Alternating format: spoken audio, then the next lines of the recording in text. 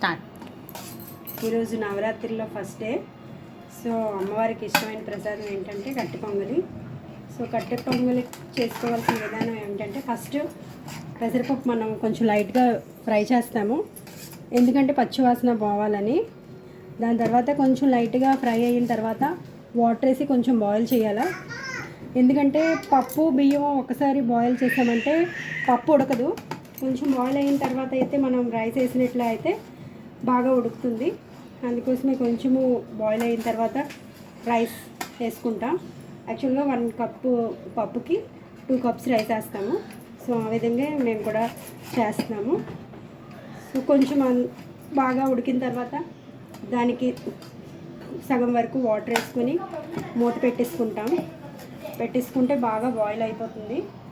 అయిన తర్వాత కావాలంటే మనం మీద నుంచి నెయ్యి వేసుకోవచ్చు, అది గీ వేసుకోవచ్చు. ఉడికిన తర్వాత మెత్తగా ఉడికిన తర్వాత మనకి ఇప్పుడు నెక్స్ట్ తాలింపుకి కావాల్సిన సామాగ్రి ఏంటంటే పచ్చిమిర్చి యాక్చువల్గా అయితే మనకి ఎన్ని కావాలంటే అన్ని కట్ చేసుకోవచ్చు.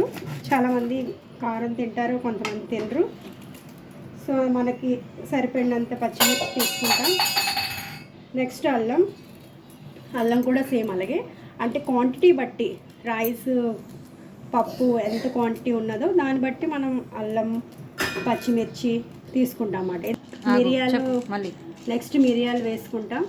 మిరియాలు యాక్చువల్గా ఎందుకంటే ఇది ఏ డిష్లో కూడా మిరియాలు మనం వేసుకోము, కానీ ఇది ఏంటంటే అమ్మవారికి చాలా ఇష్టమైనది అన్నమాట. మిరియాలు మనం ఏదైనా ప్రసాదం చేస్తే మీదని తులసాకు ఎలా పెడతామో ఈ మిరియాలు కూడా చేసిన ప్రసాదంలో వేస్తే అమ్మవారికి ఇష్టమైంది కాబట్టి మిరియాలతోటి స్టార్ట్ చేస్తాం. మిరియాలు, బిర్యానీ ఆకు, ఈ రెండు ఏంటంటే అమ్మవారి వస్తువులు అన్నమాట.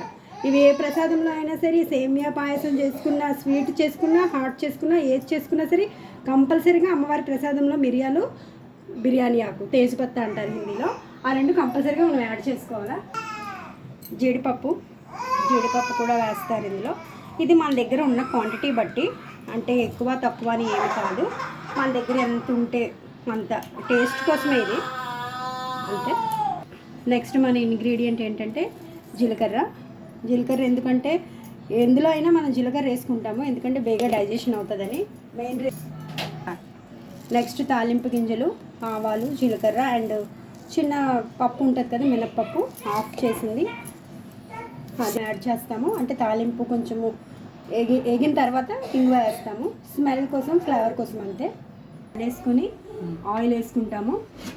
ఆయిల్ ఎందుకంటే మాది పాతది యూజ్ చేసింది ఉంటుంది, కానీ ఇప్పుడు పూజ కోసం కదా అని నేను కొత్త ప్యాకెట్ ఓపెన్ చేసుకొని వేసుకున్నాను.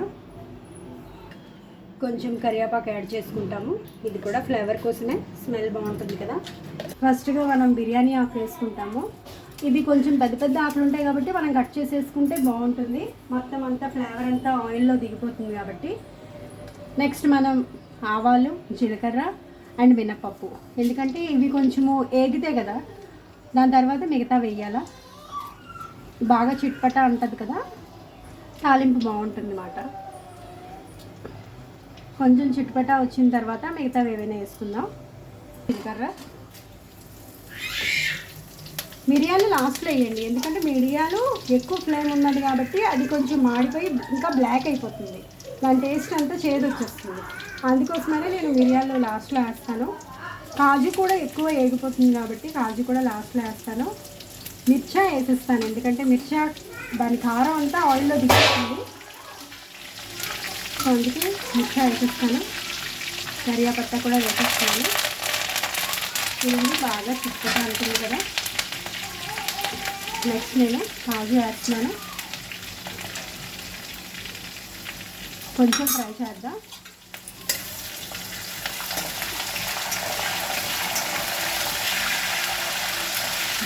ఇప్పుడు మనం మిరియాలు కూడా యాడ్ చేసాం. కొంచెం ఫ్రై అయిన తర్వాత అప్పుడు మనం స్టవ్ ఆఫ్ చేసే ముందు మనం ఇంగువ వేయాలి, ఎందుకంటే అది కూడా మాడిపోతుంది ఇందులో. సో స్టవ్ బంద్ చేసిన తర్వాత మనం ఇంగువ వేసుకుంటే ఆ ఫ్లేవర్ అంతా అలాగే ఉంటుంది, స్మెల్. ఇంగువ యాడ్ చేస్తున్నాను, చూడండి స్టవ్ ఆఫ్ చేస్తాను, ఇప్పుడు ఇంగువ వేస్తున్నాను. ఇది మామూలుగా లైట్గా అంచనా మటుకు వేసుకుంటే సరిపోతుంది, క్వాంటిటీ ఎంత ఉందో అంత కొంచెం ఒక 5 minutes ఇలా ఉంచేసి చూడండి బ్రౌనిష్ వచ్చింది కాబట్టి మనం ఇంకా ఎక్కువ లేట్ చేయకూడదు, ఎందుకంటే అది ఇంకా బ్లాకిష్ వచ్చేస్తుంది. సో అందుకే వెంటనే మనం ఏదైతే మనం రెడీగా ఉంచుకున్నామో పప్పు బియ్యం ఉడకబెట్టింది, సో అందులో మనం ఇది వేసేయాలన్నమాట. సో ఇలా ఉంటుంది. ఇది కొంచెం చల్లగా అయిపోతే మీకు థిక్ వచ్చేస్తుంది. ఇప్పుడు కొంచెం వాటర్లా ఉంది కదా, కొంచెం చల్లగా అయిందంటే థిక్నెస్ వచ్చేస్తుంది.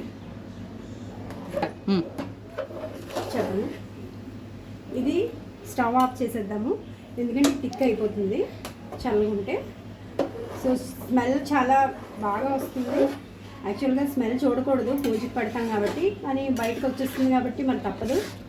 ఇప్పుడు నెయ్యి వేస్తున్నాను. స్టవ్ అయితే ఆపేసాను, వేడిగా ఉంది కాబట్టి ఇప్పుడు మనం నెయ్యి వేస్తే అది కూడా కరిగిపోయి బాగా అబ్జర్వ్ చేసుకుంటుంది రైస్, దాల్ అంతా పప్పు.